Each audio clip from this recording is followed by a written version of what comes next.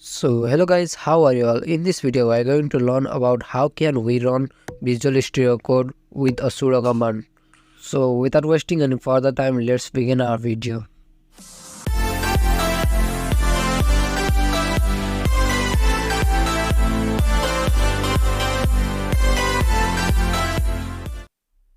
Okay, it is not better idea to run Visual Studio Code and entering sudo command, and also it distracts to focus on our work. Okay, now we are going to run entire folder as a sudo command.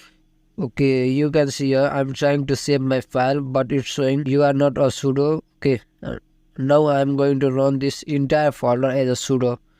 Okay, first of all you need to open terminal or console.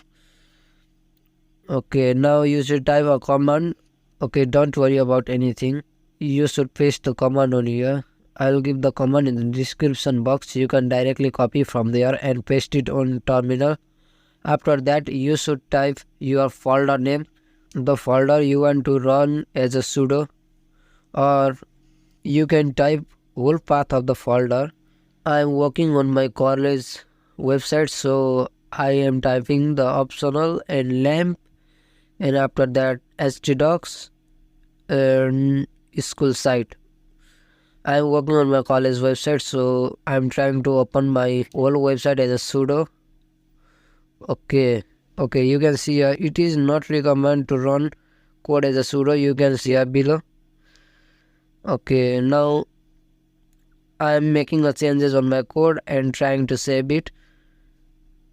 Okay, see here the file has been saved now. Okay, this was for today guys. If this video helps you, make sure to subscribe to this channel and like to the video.